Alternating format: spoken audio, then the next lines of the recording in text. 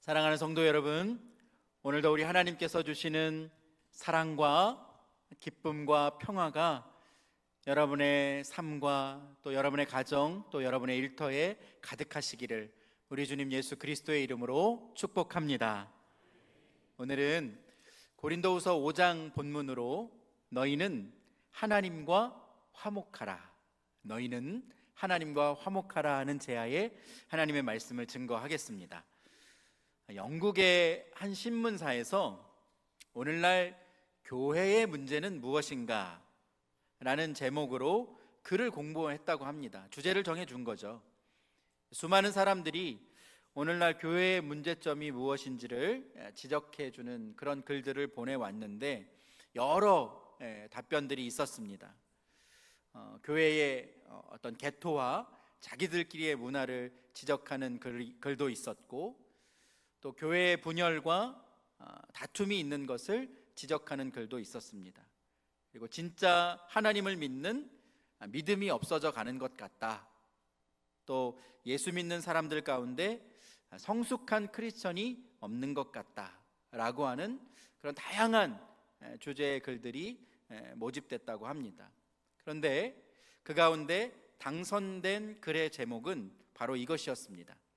가장 큰 문제는 교회가 뭐 하는 곳인지를 교회가 알지 못하는 데 있다. 가장 큰 문제는 교회가 무엇을 하는 곳인지를 교회가 알지 못하는 데 있다라는 답변이었습니다.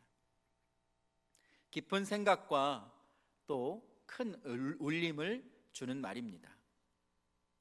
사랑하는 성도 여러분, 여러분은 교회가 무엇을 하는 곳이라고 생각하십니까? 여러분은 그리스도인의 사명이 무엇이라고 생각하십니까? 오늘 그에 대한 이야기를 본문을 통해서 함께 나누어 보려고 합니다. 오늘 본문이 기록된 고린도 후서는 사도 바울이 고린도 교회와 또 그곳의 성도들에게 보낸 편지로서의 하나님의 말씀입니다. 당시에 고린도는 이 해안가에 위치한 도시였기 때문에 무역이 아주 발달해 있었고 또 상업이 발달해 있었습니다. 그래서 많은 사람들이 이 고린도로 모여들면서 사람들이 모이기도 하고 또 이곳을 들렀다 가는 곳으로 교통의 요지 역할을 했던 곳입니다. 상황이 그렇다 보니까 고린도는 여러 나라에서 들여온 우상들이 가득했던 도시이기도 하고요, 또 매춘으로 인해서 도덕적으로 매우 타락하고 음란의 영이 가득한 도시이기도 했습니다. 사도행전 18장에 보면 바울이 2차 전도 여행 때 이 고린도 지역에 처음으로 복음을 들고 들어가서 예수 그리스도의 십자가의 죽으심과 부활을 증거하면서 많은 사람들에게 복음을 증거했습니다. 또 하나님께서 귀한 사람들을 붙여주셨는데 브리스길라와 아굴라, 이 부부를 이 사도 바울에게 붙여주셔서 바울은 고린도에 1년 6개월 동안 그곳에 머물면서 하나님 나라를 선포했고, 수많은 사람들이 세례를 받고 이제 그곳에 교회가 세워지게 되었는데 그 교회의 이름이 고린도 교회입니다. 사도 바울은 목회자가 아니라 한 곳에 정착해서 교회를 목회하는 목회자가 아니라 순회 전도자였기 때문에 이제 고린도 교회를 든든히 세운 후에 고린도를 떠나서 다른 곳에서 전도하기 위해 그가 복음을 전하고 있었습니다. 마게도냐에서 그가 복음을 전할 때 이제 아가야에서부터 들려온 고린도 교회에 대한 소식을 전해 듣게 됐습니다. 자신이 1년 6개월 동안 힘써서 그곳에 복음을 전하고 교회가 세워지고 하나님을 믿는 사람들이 수없이 많아져서 하나님이 기뻐하시는 교회 공동체를 이루게 되었으니까 그곳에서 들려온 소식을 얼마나 반갑게 기대하고 들었겠습니까? 내심 기쁨과 위로의 소식을 기대했을 겁니다. 하지만 고린도 교회 안에 분쟁과 음행이 일어나고 교회 안에서 성도들끼리의 다툼을 세상의 법정에 가지고 나가서 세상의 법으로 판단하기까지 교회 공동체 안에 크고 작은 문제들이 이 교회를 어지럽게 하고 있다는 안타까운 소식을 사도 바울이 듣게 됩니다. 하나님의 사랑으로 가득해야 되는 이 교회 공동체가 왜 이렇게 수많은 문제들로 인해서 어려움을 당하고 그 공동체 안에 서로가 서로를 미워하며 다투는 일이 일어나게 된 것일까요? 말씀드린 것처럼 고린도 교회는 각 처에서 모여든 다양한 민족들과 다양한 신분의 사람들이 교회 공동체의 구성원을 이루고 있었습니다. 각기 다른 생각과 또 서로 다른 문화적 배경을 가지고 있었던 이 고린도 교회 성도들은 예수님을 믿고도 여전히 옛사람의 습성, 즉 예수님을 구주로 영접하기 이전의 그 삶을 버리지 못하고 이 고린도 지역의 음란한 도시 문화를 따르면서 세상 사람들과 동일한 모습으로 살고 있었던 겁니다. 이러한 소식을 듣게 된 사도 바울은 여전히 죄의 종으로 살고 있는 이 고린도 교회 성도들에게 그들이 믿게 된 복음, 그들이 믿고 고백하게 된 복음이 무엇인지를 다시 한번 분명하게 전해주었습니다. 또한 그 복음으로 인해서 그들이 어떠한 존재가 되었는지, 마지막으로 그리스도인으로 부르심을 받은 자의 사명은 무엇인지를 오늘 본문의 말씀을 통해서 사도 바울은 분명하게 고린도 교회 성도들에게 전하고 있습니다. 그러면 사도 바울이 고린도 지역에 방문해서 고린도 교회 성도들에게 전해주었던 복음, 우리도 믿고 하나님의 자녀가 된 예수 그리스도의 복음, 그 복음의 내용이 무엇일까요? 오늘 본문 18절 말씀 우리 화면을 보시면서 함께 읽겠습니다. 시작. 모든 것이 하나님께로 났으며 그가 그리스도로 말미암아 우리를 자기와 화목하게 하시고 또 우리에게 화목하게 하는 직분을 주셨으니. 아멘. 모든 것이 누구에게로 났습니까? 하나님께로 났으며. 창세기 1장에 보면 하나님은 말씀으로 온 세상 만물을 창조해 주셨습니다. 여러분, 이것을 믿는 것이 우리 신앙의 출발입니다. 온 세상 만물을 하나님께서 말씀으로 창조해 주셨다, 이것을 믿음으로 고백할 수 있어야 우리의 신앙, 우리의 믿음이 출발할 수 있는 겁니다. 우리가 성경을 열면 창세기 1장 1절에서 태초에 하나님이 천지를 창조하셨다고 고백하고 있지 않습니까? 이 고백을 우리가 믿음으로 할 수 있지 않으면 우리의 믿음은 온전히 세워질 수가 없습니다. 히브리서 3장 4절 말씀에도 집마다 지으신 이가 있으니 만물을 지으신 이는 하나님이시라 하고 고백합니다. 여러분, 만물을 지으신 이가 누구십니까? 하나님이십니다. 여러분 믿음으로 고백하십니까? 만물을 지으신 이는 하나님이십니다. 모든 만물이 하나님의 창조로 인해 지은 바 된 줄로 믿습니다. 특별히 하나님은 창조물 가운데에 유일하게 사람을 하나님의 형상으로 창조해 주셨습니다. 인간의 몸을 흙으로 빚으시고 그 코에 생기를 후 하고 불어넣어 주셔서 인간이 살아있는 영, 하나님의 영을 가진 생명이 되게 해 주신 겁니다. 그러나 첫사람 아담과 하와가 에덴 동산에 있을 때 뱀의 유혹에 빠져서 하나님의 명령을 어기고 에덴 동산에 있는 선과 악을 알게 하는 나무의 열매를 먹었을 때에 인간에게 죄가 들어오고 그로 인해서 아담과 하와, 그 이후에 태어난 모든 인간이 가지게 된 것이 바로 원죄입니다. 인간이 죄를 가지고 태어났기 때문에 나타난 특징이 있습니다. 여러 가지로 말씀드릴 수 있겠지만 대표적인 특징은 바로 하나님께서 우리를 하나님의 형상으로 지어주셨는데 우리가 죄를 지었기 때문에 하나님의 형상으로 지어주신 그 온전한 형상이 무너지게 되었다는 것입니다. 하나님의 형상으로 지음받았지만 죄로 인해서 하나님의 형상이 깨지게 되었고, 그 죄로 말미암아 더 이상 우리가 하나님 앞에 나아갈 수 없는 존재가 되었다는 것이 우리가 죄인된 결과입니다. 그런데 여러분, 하나님께서 우리를 위해 놀라운 일을 행해 주셨습니다. 만물을 지으시고 우리를 창조해 주신 그 하나님께서 우리를 긍휼히 여겨 주셔서 우리를 하나님과 화목하게 하는, 우리를 화목하게 해 주시기 위해 우리를 위해 내어 주신 분이 계십니다. 여러분, 그분이 누구십니까? 오늘 보면 18절입니다. 함께 읽습니다. 시작. 그가 그리스도로 말미암아 우리를 자기와 화목하게 하시고. 아멘. 예. 그가 누구로 말미암아? 그리스도로 말미암아.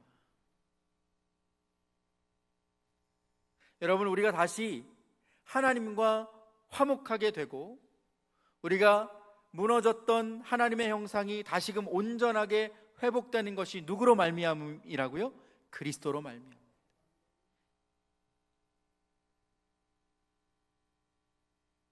사도 바울은 에베소서 2장 14절 말씀에서 이렇게 선포합니다. 그는 우리의 화평이신지라 둘로 하나를 만드사 원수된 것 곧 중간에 막힌 담을 자기 육체로 허시고 라고 말씀합니다.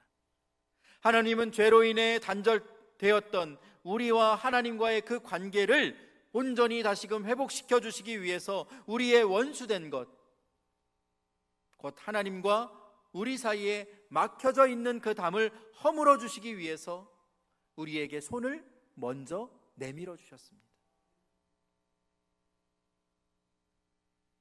여러분, 우리가 부부의 관계나 혹은 어떤 친구의 관계, 우리가 다른 사람과의 어떤 관계 안에서 그럴 때가 있습니다. 다툴 때도 있고 의견이 다를 때도 있지 않습니까? 그러면 누가 먼저 손을 내밀고 양보하게 됩니까? 여러분 경우 어떠세요? 보통 상대방을 더 사랑하는 사람,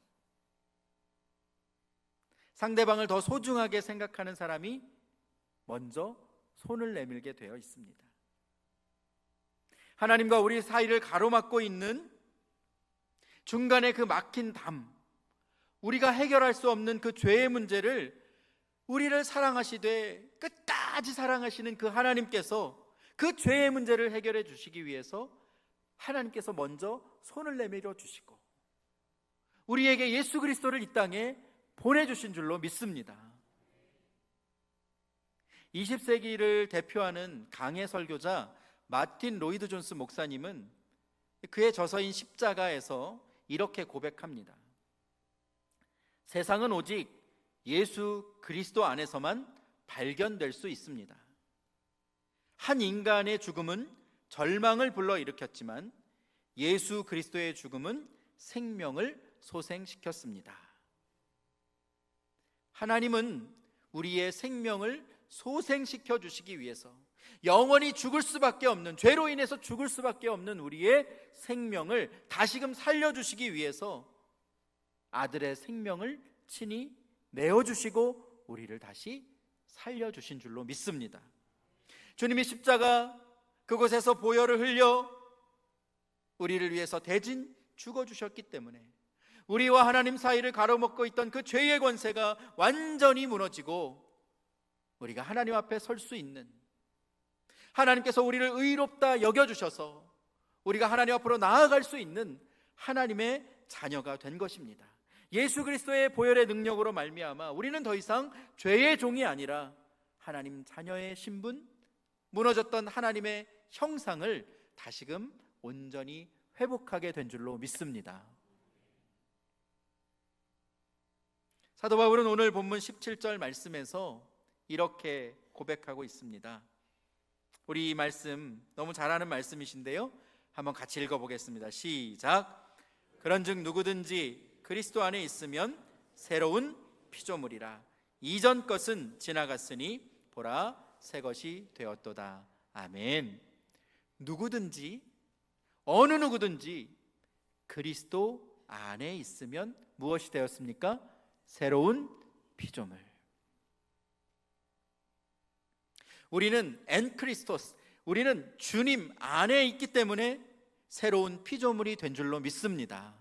여러분, 새로운 피조물이라는 말로 번역된 이 헬라어 카이네 크티시스는 이전과는 다른 전혀 새로운 창조로 창조된 존재를 말하는 겁니다. 옛날 것과 전혀 다른 새로운 것으로 창조된 존재가 바로 새로운 피조물입니다. 누구든지 예수님을 영접하게 되면, 주님이 나의 구주이심을 고백하게 되면 옛사람의 질서가 사라지고 예수 그리스도 안에서 새로운 존재, 전혀 새로운 의를 따라 살아가는 변화된 존재가 된다는 것입니다. 예수 그리스도를 나의 구주로 믿고 하나님의 자녀가 되면 이제는 더 이상 유대인과 이방인의 구분이 없어지게 됩니다. 이제는 더 이상 주인이나 종의 신분으로 인해서, 빈부와 귀천으로 인해서, 남자와 여자로 인해서 더 이상 차별이 없는 주 안에서 한 형제요 자매가 된 것을 사도 바울은 고린도 교회 성도들에게 분명히 얘기하고 있는 것입니다. 너희가 전에 따랐던 그 옛사람을 벗어버리고 이제 예수 그리스도로 말미암아 새로운 법, 하나님께서 주신 그 새로운 법을 따라 행하며 살아가되 죄에 매여 죄의 종으로 살아가는 것이 아니라 유대인이나 헬라인이나 남자나 여자나 종이나 자유자나 모든 사람들이 하나님 안에서 한 형제와 자매로 살 수 있게 되었음을, 그러므로 너희는 주 안에서 다투고 싸우고 의심하고 미워하지 말고 주 안에서 하나의 몸을 이루는 하나의 공동체가 되라고 고린도 교회 성도들에게 권면하고 있는 것입니다. 사랑하는 성도 여러분, 이 말씀의 능력이 2024년 오늘 지금을 살아가는 우리에게 동일하게 역사하고 있는 줄로 믿습니다. 이 시간 저를 한번 따라해 보실까요? 내 옛사람은 죽었습니다. 내 옛사람은 죽었습니다.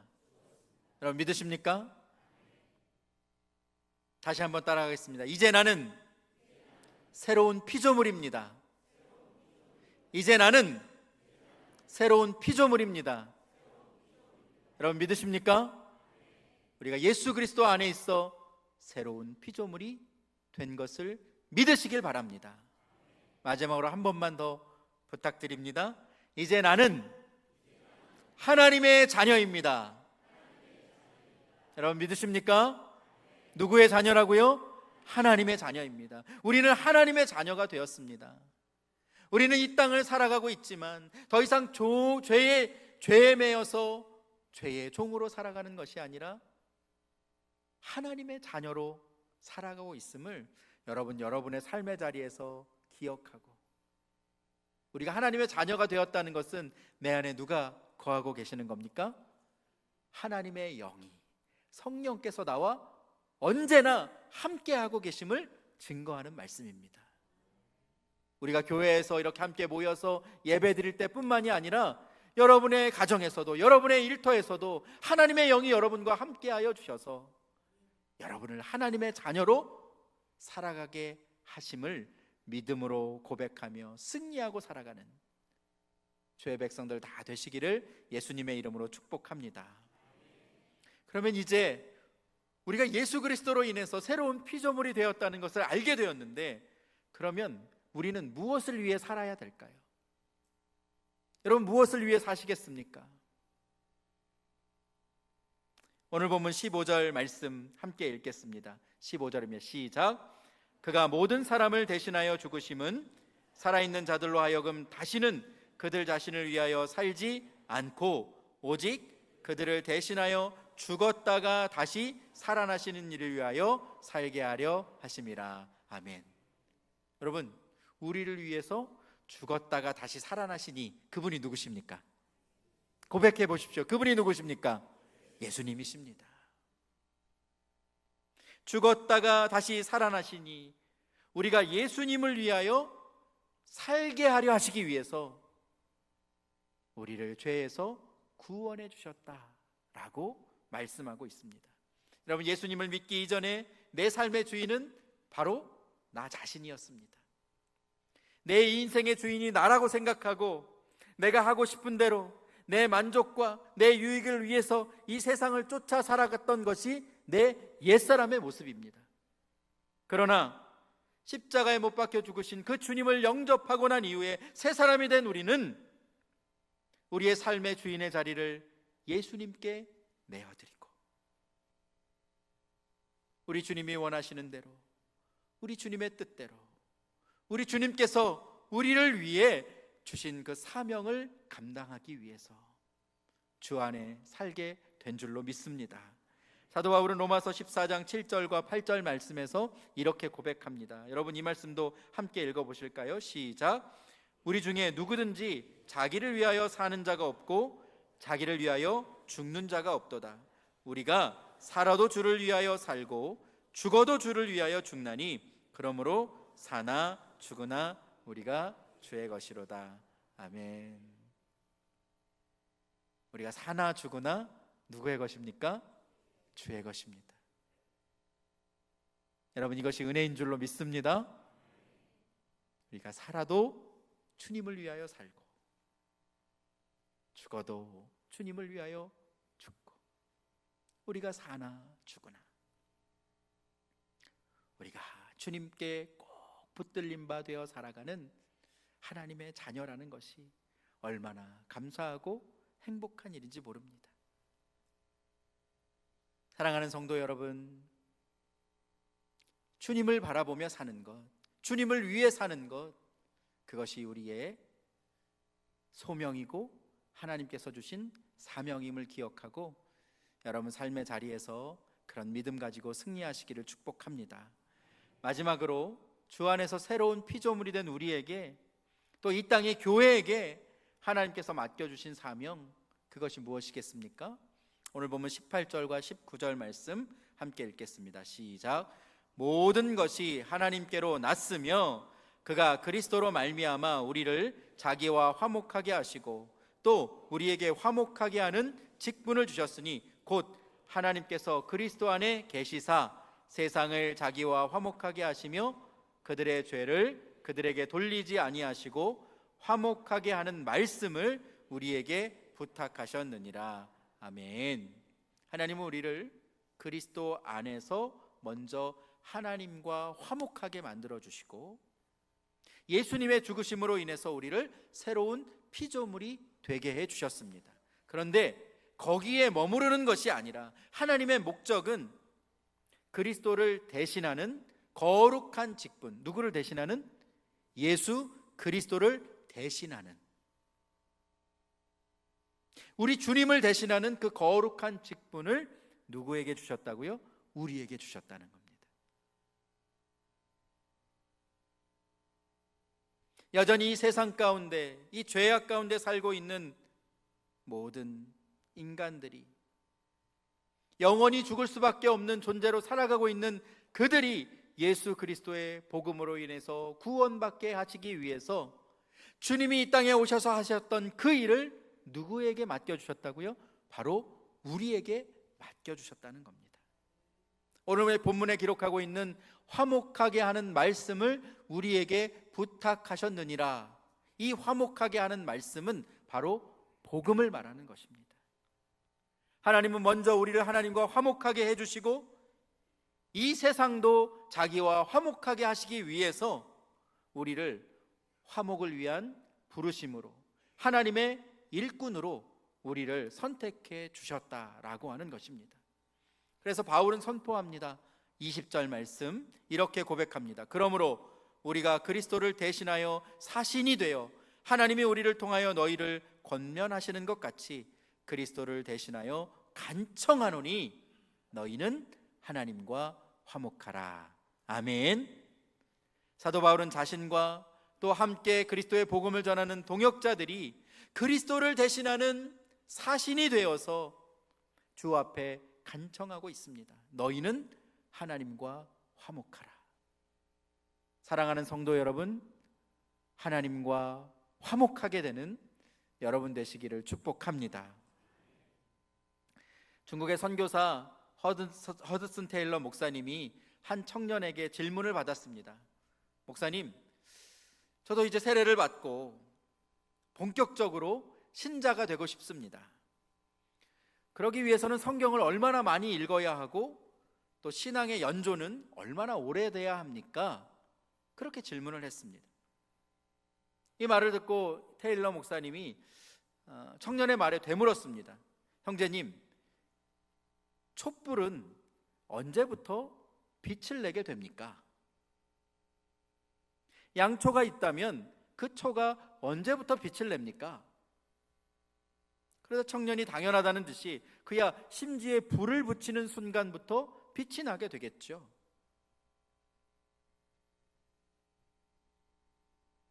테일러 목사님이 이 청년을 보면서 미소를 지으며 이렇게 말을 했다고 합니다.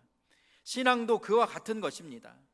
하나님이 나를 부르시는 그 순간부터 우리의 삶은 빛을 발하게 되는 것입니다. 성경 지식이나 신앙의 연륜은 문제가 되지 않습니다. 하나님의 부르심에 순종하는 그 순간부터 우리는 새로운 피조물이 되는 것입니다. 중요한 것은 하나님의 섭리와 계획을 믿고 순종하며 나아가는 것입니다 라고 대답했다고 합니다. 중요한 것은 나를 향한 하나님의 섭리와 계획을 어떻게 합니까? 믿고 그 하나님의 섭리와 계획에 순종하며 나아갈 때 우리가 새로운 피조물로서 우리의 삶을 통하여서 우리의 인생을 통하여서 밝은 빛을 비춰내게 될 줄로 믿습니다. 우리는 11월 3일 VIP 초청잔치를 선포하고 예수님을 알지 못하고 죽어가는 영혼들을 구원하기 위해서 함께 기도하며 복음을 전하기 위해 힘쓰고 있습니다. 초대교회 공동체가 시작되었을 때부터 지금 우리가 교회 공동체를 이루어 하나님 앞에 쓰임받고 있는 지금 이 순간까지 교회의 사명은 여전히 복음을 증거하는 것이요, 죽어가는 영혼이 주님 앞으로 돌아와 하나님 나라가 확장되는 것에 이 교회가 부르심 받았다는 것을 여러분 기억하실 수 있기를 축복합니다. 그러므로 사도 바울이 고린도 교회 성도들을 향해 간청하였듯이 우리 중앙교회 성도 여러분, 주님의 거룩하신 이름으로 간청을 드립니다. 예수님의 십자가 그 보혈의 능력으로 새로운 피조물이 된 우리가 하나님과 이 세상을 화목하게 하는 그리스도의 사신으로 부르신 바 되어서 이제 생명의 복음을 전하고 그리스도의 사랑을 실천하는 복음의 증인으로 여러분 모두가 쓰임받게 되기를 예수님의 이름으로 축복합니다. 여러분, 성경을 많이 읽어야 복음을 전할 수 있습니까? 우리가 신앙생활을 한 30년쯤은 해야 복음을 전할 수 있습니까? 그렇지 않습니다. 중요한 것은 하나님의 섭리와 계획을 믿음으로, 나를 향해 구원받게 하시는 하나님의 놀라운 역사가 있음을 내가 믿음으로 주 앞에 순종할 때 하나님 나라의 역사가 우리의 삶을 통해서 아름답게 나타나게 되는 줄로 믿습니다. 그 일에 귀하게 쓰임받는 우리 중앙의 모든 성도들 되시기를 예수님의 이름으로 축복합니다.